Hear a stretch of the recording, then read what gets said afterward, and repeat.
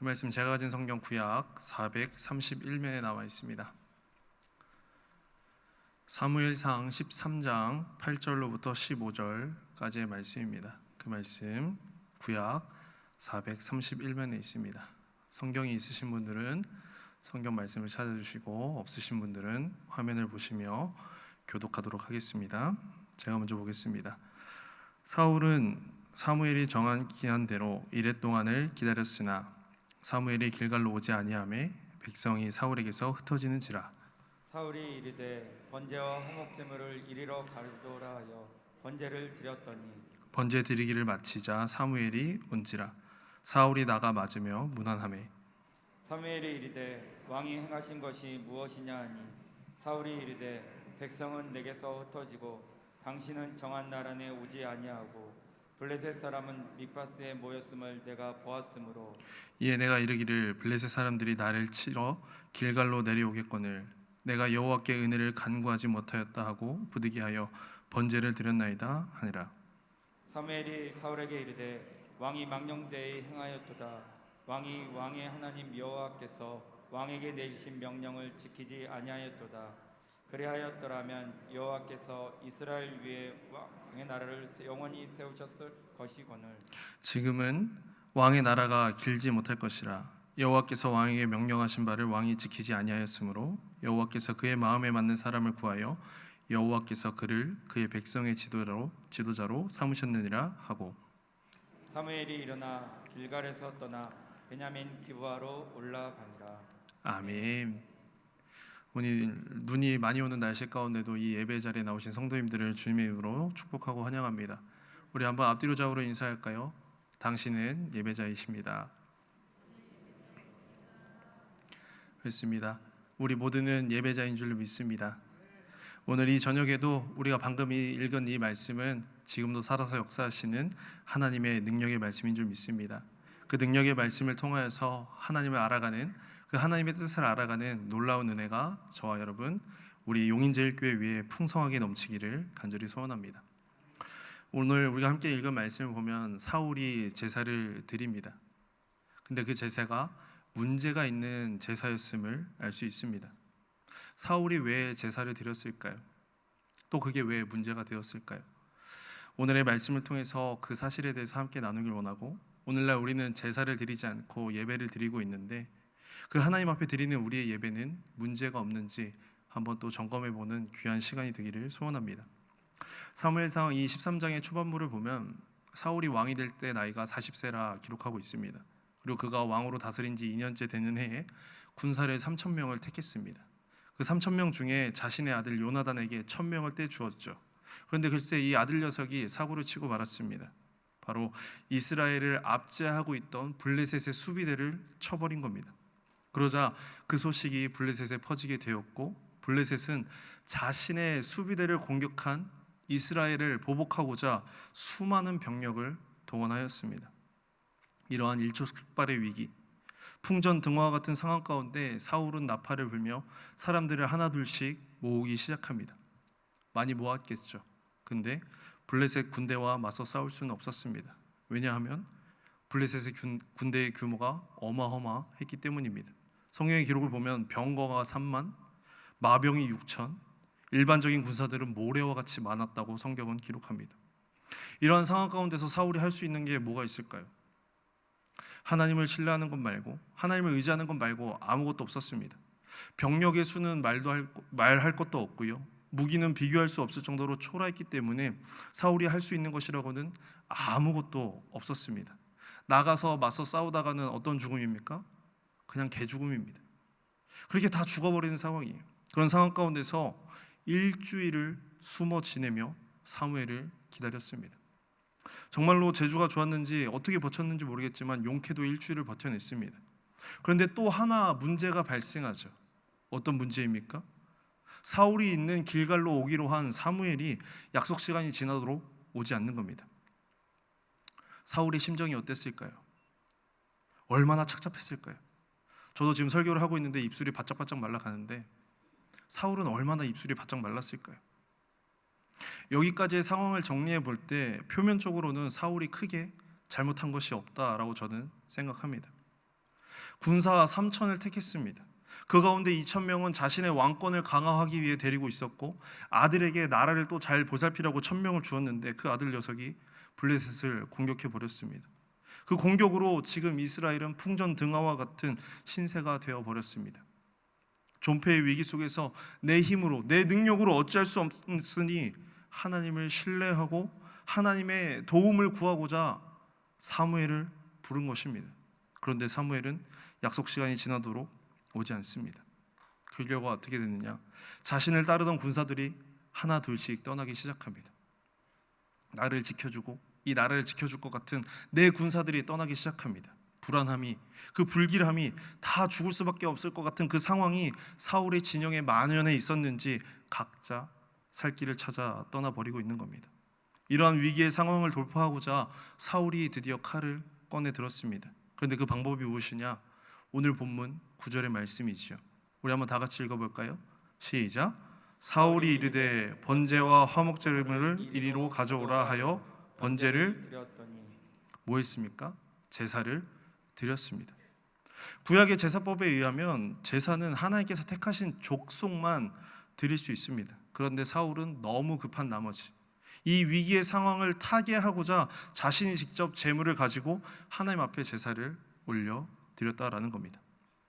그런데 마치 드라마의 한 장면과도 같죠. 이 번제가 끝나자 사무엘이 도착합니다. 사무엘은 사울이 번제 드리는 것을 보았는지 그 왕을 꾸짖었고 하나님께서 자신의 마음에 맞는 사람을 지도자로 세우셨다라고 말을 하고 떠나 버렸습니다. 도대체 왜 사울은 제사를 드렸을까요? 자신의 삶과 이 생명의 위기 앞에서 내 뜻대로, 내 능력대로, 내 힘대로 할 수 있는 것이 없는 그런 상황입니다. 그런 상황 가운데서 하나님의 은혜를 구하고자 하나님의 도움을 받고 싶어서 사울은 제사를 드렸습니다. 저는 개인적으로 사울의 이러한 행동이 이해가 됩니다. 이거 아니고서는 살 수 없으니까. 하나님 붙드는 것, 하나님 앞에 제사 가는 것 아니면 살 수가 없으니까 이렇게라도 해보고자, 살아보고자, 내 생명 지키고자 하나님께서 주신 이 나라, 이 군대 지켜보고자 노력했던 것이 저는 머리로 이해됩니다. 그런데요, 이런 인간적인 생각이 신앙의 행동으로 옮겨지게 될 때 비로소 문제가 발생하기 시작합니다. 하나님의 뜻과 하나님의 말씀이 사라진 자리에 내 생각과 내 뜻이 남게 될 때 문제가 발생하기 시작된다라는 겁니다. 그렇습니다. 사울의 제사는 그래서 문제가 됐던 겁니다. 제사의 방법을 그래도 그는 잘 알고 있었던 것 같습니다. 백성들에게 제물을 가져오라 하고 자신이 제사를 드릴 만큼 성경에 대해서 하나님의 말씀에 대해서 지식을 가지고 있었던 것 같습니다. 그러나 그에게 말씀만 있었지 그 말씀에 담겨있는 하나님의 뜻은 없었습니다. 그러니 뭐가 남느냐? 자신의 뜻이 투영되는 것이고요, 자신의 생각이 드러나게 되어 있는 겁니다. 그 결과 16장 1절의 기록과 같이 하나님으로부터 버림을 받게 됩니다. 사울은요, 실천적 무신론자였습니다. 무슨 말이냐? 신앙적으로는 무엇인가 실천을 하는 것처럼 보입니다. 그런데 그 안에 신앙은 있느냐? 아니요, 신앙은 없습니다. 경건의 모양만 갖췄지 경건의 능력은 없는 그런 신앙으로 살았다라는 겁니다. 달리 말하면 하나님이라는 세 글자는 부를 줄 알고 찾을 줄 알았고 제사 드리는 예배의 행동은 할 줄 알았지만 그의 삶의 진정으로 하나님 아버지는 없었다라는 겁니다. 이처럼 구약의 제사는 제사를 드리는 행위로만 판단되지 않는 것을 우리는 말씀을 통해 보게 됩니다. 창세기 4장의 말씀을 보면 최초의 제사가 나오죠. 바로 가인과 아벨의 제사입니다. 하나님께서 두 제사 가운데 아벨의 제사는 받으시고 가인의 제사는 받지 않으셨습니다. 우리는 그 이유를 창세기 4장 7절의 말씀을 통해서 엿볼 수 있는데 그것은 바로 두 사람의 삶에 있어서 행동의 차이가 있었음을 보게 됩니다. 제사와 관련돼서 문제는요, 제사를 드렸느냐 안 드렸느냐가 아닙니다. 그 종교적인 행위가 아니에요. 왜냐하면 가인도 제사를 드렸고 아벨도 제사를 드렸기 때문입니다. 제사를 드렸다는 점에서는 똑같습니다. 근데 정말 중요한 문제는 뭐냐? 그 종교적인 행위를 함에 있어서 마음이 어떠하냐? 그 삶의 중심이 어떠하냐? 태도가 어떠하냐라는 겁니다. 그런 점에서 가인은 신앙을 가진 자로서의 태도가 없었습니다. 온전한 마음과 중심이 하나님을 향하지 않았기 때문에 하나님이 받지 않으신 겁니다.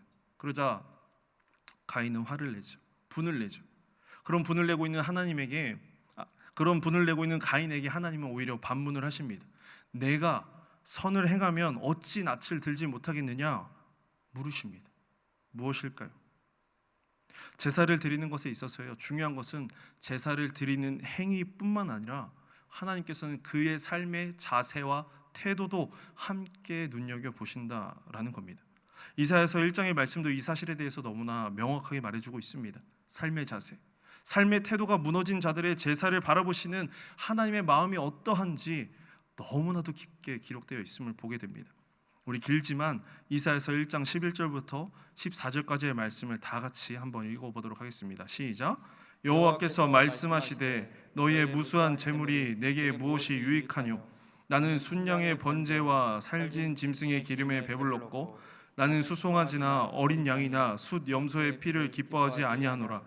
너희가 내 앞에 보이러 오니 이것을 누가 너희에게 요구하였느냐? 내 마당만 밟을 뿐이니라. 헛된 재물을 다시 가져오지 말라. 분향은 내가 가증히 여기는 바요 월삭과 안식일과 대회로 모이는 것도 그러하니 성회와 아울러 악을 행하는 것을 내가 견디지 못하겠노라. 내 마음이 너희의 월삭과 정한 절기를 싫어하나니 그것이 내게 무거운 짐이라. 내가 지기에 곤비하였느니라. 아멘. 제사를 만드신 분이 누구십니까? 하나님이십니다. 인간이 고안해낸 것 결코 아닙니다. 제사에 대해서, 그 예물에 대해서 하나님이 1부터 Z까지, A부터 Z까지 모든 것을 다 하나님이 만드셨습니다. 그런데 방금 읽은 말씀을 보면 하나님이 정하시고 제정하시고 백성들에게 말씀하신 그 제사와 예물에 대해서 기뻐하지 않는다. 누가 너희에게 이것을 요구했느냐? 그 분향은 내가 가증히 여기는 바다. 너희가 제사를 위해 모이는 것도 다 싫다. 하나님은 그렇게 말씀하십니다. 하나님은 정말로 제사를 싫어하실까요? 이것은 다 반어적인 표현입니다. 제사와 안식일, 각종 절기들, 예물을 만드신 분은 하나님이십니다. 왜냐? 그것을 통해 자신이 택한 백성들과 교제하는 것을 기뻐하시기 때문에 하나님은 그 제도들을 만드신 겁니다. 그런데 이사야 선지자가 살고 있던 이스라엘 백성들을 향하여 하나님은 말씀하십니다. 내가 너희들의 제사는 싫다. 기뻐하지 않는다. 너무나 가증스럽다. 왜요? 그 이유는 딱 하나입니다. 그들의 삶이요, 제사와 신앙과 분리되어 있었기 때문입니다. 오늘 사울의 제사가 하나님 앞에 안 받아들여진 이유, 사무엘로부터 비판받고 비난받았던 이유가 바로 여기에 있습니다. 제사를 통해 하나님을 온전히 경외하며 하나님 앞에 영광 올려드리는 것이 아니라 내 삶은 신앙과 별반 다르지 않게, 신앙과는 너무나도 동떨어져서 살아가기 때문에 삶에서는 얼마든지 하나님 없이도 살아가는 그 실천적 무신론자로 살아가기 때문에 하나님은 그렇게 말씀하신 겁니다. 성회와 아울러 악을 행하는 것을 견디지 못하겠다. 주 안에서 살아가는 성도 여러분, 하나님께서 이렇게까지 말씀하시는 바를 우리는 잘 헤아려야 할 것입니다. 내 상황에 빠져서, 내 연민에 빠져서, 내 감정에 빠져서, 내 상황에 빠져서 내 멋대로 제사를 드렸던 사울에게 내려진 그 결과, 그리고 오늘 이 이스라엘 백성들에게, 이사야 선지자가 살고 있던 이스라엘 백성들에게 말씀하시는 그 하나님의 말씀의 뜻을 우리는 잘 헤아려야 합니다. 구약의 제사와 오늘날 예배를 동일선상에 놓고 이야기한다면 이 시간 하나님 앞에 예배하는 우리는 그 누구보다 하나님의 마음과 뜻을 헤아려야 할 것입니다. 이 예배의 자리에 출석하는 것 정도로 만족하고 위안 삼을 것이 아니라 진정으로 이 예배의 주인은 누구신가? 이 예배를 받으시는 하나님은 어떤 분이신가? 그분의 마음이, 그분의 뜻이 어떠한지 우리는 헤아려야 할 것입니다. 조금 전 읽었던 이사야 1장 14절 이후에 있는 15절의 말씀을 보면 하나님께서 또 이렇게까지 말씀하십니다. 너희가 손을 펼 때에 내가 내 눈을 너희에게서 가리고 너희가 많이 기도할지라도 내가 듣지 아니하리니 이는 너희 손에 피가 가득함이라. 하나님께서 택한 이스라엘 백성들의 삶, 신앙과 삶이 분리된 그 삶 때문에 하나님은 그들이 드리는 제사, 예물, 안식일, 절기 때마다 그 모든 것을 다 드리는에도 불구하고 그 모든 것을 헛되이 여기실 뿐만 아니라 그 모든 것을 받지 않으신다 말씀하십니다. 신앙과 삶이 분리되면요, 하나님의 말씀이 사라진 곳에, 하나님의 뜻이 사라진 곳에 내 뜻과 내 생각만 남게 된다면 그런 자가 드리는 예배는 하나님께서 받지 않으신다라는 겁니다. 근데 더 무서운 것은 받지 않으실 뿐만 아니라 우리가 하나님 앞에 간구하는 바, 기도하는 바도 하나님은 듣지 않으신다라는 겁니다. 이것은 너무나도 심각한 문제입니다. 한번 생각해 보십시오. 내가 이 시간 이 자리에서 현장에서 또 온라인으로 하나님 앞에 예배드리고 있는데 하나님이 내 예배를 받지 않으신다. 하나님께서 내 기도를 듣지 않으신다. 소름 끼치지 않으십니까? 그럼 난 무엇을 하고 있는 거지? 너무나도 심각한 문제입니다. 근데 이러한 심각한 문제에 관해서 성경은 한 곳이 아니라 창세기에서부터 요한계시록에 이르기까지 반복되어 기록되어 있습니다. 하나님의 말씀은 정확무오하고 능력의 말씀이라 한 번만 기록해도 충분할 텐데 계속해서 기록해 두었습니다. 왜 그랬을까요? 첫사람 아담뿐만 아니라 가인과 아벨, 그리고 역사 속에서 살았던 수많은 이들이 자신의 신앙과 삶이 분리되는 일이 있었기 때문에 하나님께서 그 사실을 잊지 말라고 성경 전체에 걸쳐서 기록해 두신 겁니다. 이런 맥락에서 저와 여러분, 우리는 우리 각자의 삶을 돌아볼 필요가 있습니다. 이스라엘 백성들과 같이 이 자리에서 예배는 예배대로 드리고 저 문 밖에 나아가서 내 삶은 내 삶대로 따로 살아가는 모습이 오늘날 우리 가운데 너무나 만연해 있습니다. 하나님에 대해서 의식하지 않습니다. 하나님이 어떤 분이신지 관심 없습니다. 내 예배를 받는 분이 있는지 없는지 신경 쓰지 않습니다. 그저 예배드림에 있어서 시간 잘 지키는 것을 기준 삼습니다. 찬양하는 거, 기도하는 거, 봉사하는 거, 헌금하는 것 같은 외적인 행위들에 집중하는 이들이 있습니다. 그것을 기준 삼는 이들도 있습니다. 목회자로서 저 역시 저 먼저 찔리는 말이지만 그 기준에 충족하면 나 스스로 위로합니다. 나 신앙생활 잘하고 있다. 이 예배의 자리가 아니라 저 문 밖에서 내 삶의 태도가 어떠한지, 내 자세가 어떠한지, 내 마음이 어떠한지 그 누구보다 스스로 잘 아실 겁니다. 하나님이 가장 잘 아시고 그 다음 내 스스로가 잘 압니다. 우리가 반드시 잊지 말고 생각해야 할 것은 하나님께 드려지는 제사, 그 예배는 우리의 삶과 떨어질래야 떨어질 수 없이 밀접하게 연결되어 있다라는 사실입니다. 하나님께서는요, 예배를 드리면서 제사를 드리면서 동시에 삶 가운데 죄악을 행하는 것에 대해서 역겹다 말씀하십니다. 가증하며 견디지 못하겠다 말씀하십니다. 그런 예배는 받지 않겠다 말씀하십니다. 주 안에서 사랑하는 우리 성도 여러분, 저와 여러분, 우리는 어떤 예배자로 살아가고 있습니까? 일주일간의 삶은 내 시간이고 나에게 주어진 삶의 자리니까 내 멋대로 살다가 공적인 예배 시간에만 나와 예배자로 살아가고 계십니까? 아니면 매 순간마다 하나님을 의식하려고 노력하며 하나님의 뜻대로 살고자 발버둥 치며 살아가고 있는 예배자이십니까? 우리는요, 나 스스로를 기쁘게 하는 예배자가 아니라 예배의 대상이신 하나님을 의식하며 그 하나님께서 이 예배를 받으시고 하나님이 기뻐하시는 예배를 드리는 예배자가 되어야 할 줄로 믿습니다. 이사야 1장의 말씀은 우리가 하나님께 예배와 우리의 기도가 연락되기 위해 반드시 기억해야 할 두 가지 사실을 알려주고 있습니다. 먼저는 뭐냐? 하나님께 드리는 제사가 어떤 것인지 그 제사의 의미에 대해서 말해주고 있습니다.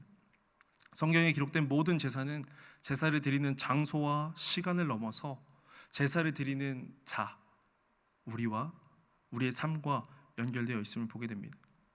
구약 백성들은 짐승을 끌고 나와 잡았죠. 그리고 각을 뜨고 제물을 불살라 제사를 드렸습니다. 이렇게 제사를 드리는 데 있어서 제사에 소요되는 시간은 제사를 준비하는 시간에 비해 매우 짧았습니다. 성경을 보면 여러 종류의 제사가 있지만 이러한 시간적 특성을 보여주는 제사가 있는데 바로 무엇이냐? 소제라는 제사입니다.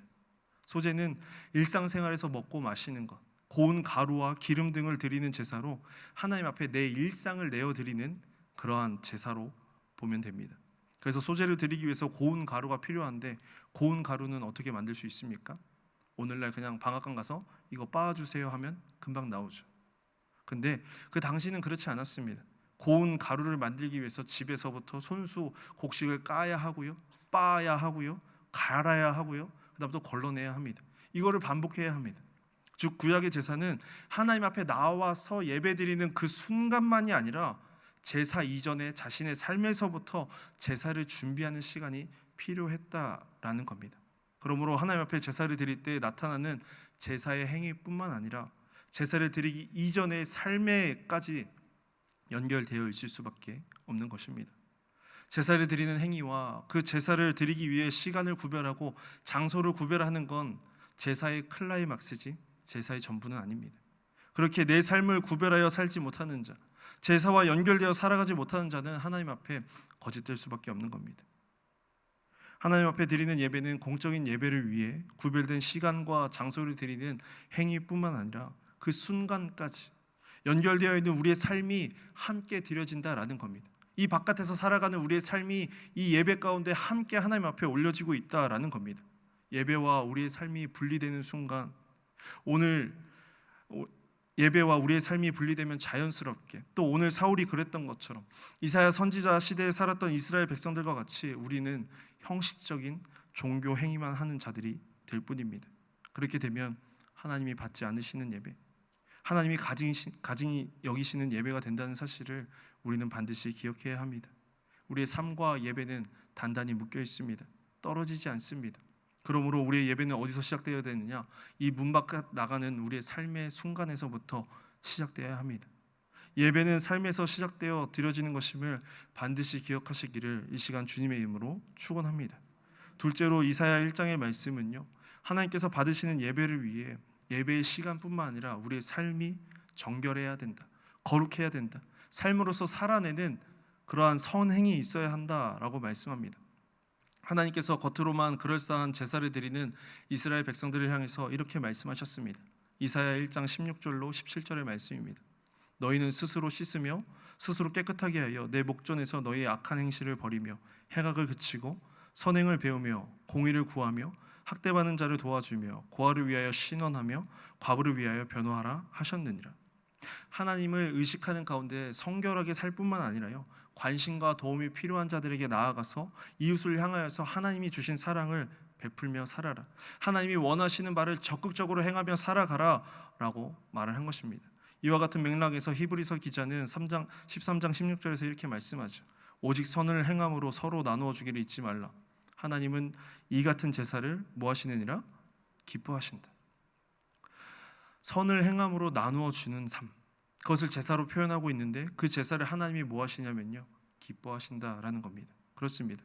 하나님이 기뻐 받으시는 예배는 죄악된 행실을 끊어버리고 소극적으로 앉아있는 그런 행실뿐만 아니라 하나님의 말씀을 따라 적극적으로 행하는 그 선을 행하는 삶을 말씀하고 있습니다. 하나님께 예배드림에 있어서 삶을 생각하기보다 그런데 내 감정, 내 기분, 이것에 집중하는 일이 있죠. 오늘 내가 열심히 기도했는가? 오늘 내 기분은 어떤가? 예배 가운데 감동은 있는가? 마음에 뜨거움은 있는가? 이런 부분에 집중하는 겁니다. 그런 이들은 자신의 조건에 충족하고 만족하면 어떤 평가까지 하냐면요, 오늘 예배 좋았다. 마치 자신이 이 예배를 받는 하나님인 것 마냥 예배에 대해서 평가하고 있는 겁니다. 우리가 잊지 말아야 할 것은요, 하나님이 기뻐 받으시는 예배는 우리의 감정이 아닙니다. 우리의 어떠함이 아닙니다. 하나님이 기뻐 받으시는 예배는 우리의 감정보다 우리 각자의 삶 가운데서 살아가는 우리의 삶의 태도, 자세, 모습, 그리고 무엇보다 하나님이 기뻐하시는 선을 행하는 그 삶에 있음을 우리는 기억해야 합니다. 그러니 하나님은 삶에서부터 하나님을 경외하며 살아가는 자, 하나님을 의식하며 살아가는 자, 하나님의 말씀을 쫓아 그대로 살고자 노력하는 자의 예배를 하나님은 받으신다라는 겁니다. 그렇게 우리는 공적으로 모여 예배드리는 이 시간뿐만 아니라 저 문 바깥에서, 예배당 바깥에서의 삶도 신경 써야 합니다. 왜냐? 계속해서 말씀드리지만 우리의 예배는 삶과 연결되어 있기 때문에 우리의 삶으로 예배가 드러나게 되고요, 우리의 예배는 곧 내 삶을 투영하게 됩니다.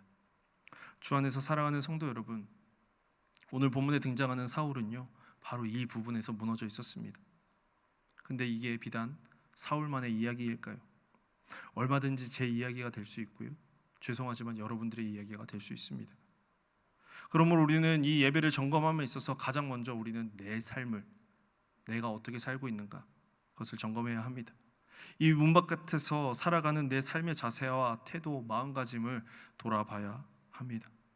우리의 좋은 믿음의 선배 사도 바울은 로마서 12장 1절에서 이렇게 권면합니다. 너희 몸을 하나님이 기뻐하시는 거룩한 산 제물로 드리라. 그러면서 이것이 우리가 드릴 영적 예배라 표현하였습니다.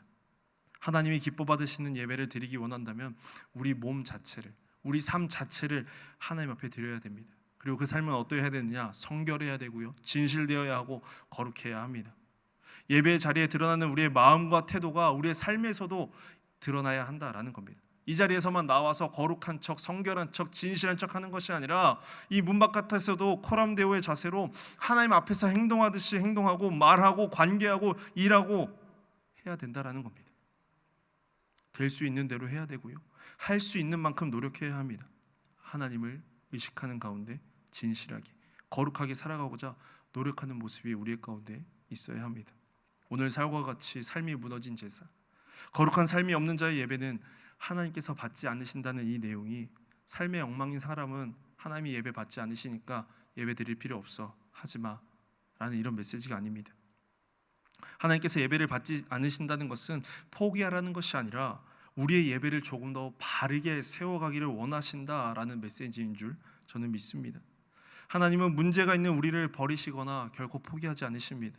오라 우리가 서로 변론하자라고 말씀하시며 오히려 우리를 기다려주시고 반겨주시고 오히려 찾아와 주셔서 우리를 인격적으로 대해주시는 분이 누구냐? 우리 하나님 아버지이십니다.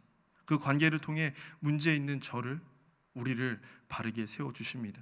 그것이 저와 여러분 우리를 향한 아버지의 마음인 줄로 믿습니다. 혹여라도 삶 가운데 문제가 있으십니까? 그렇다면 우리를 부르시는 주님 앞에 상한 심령 그대로 가지고 나와서 나아가면 됩니다.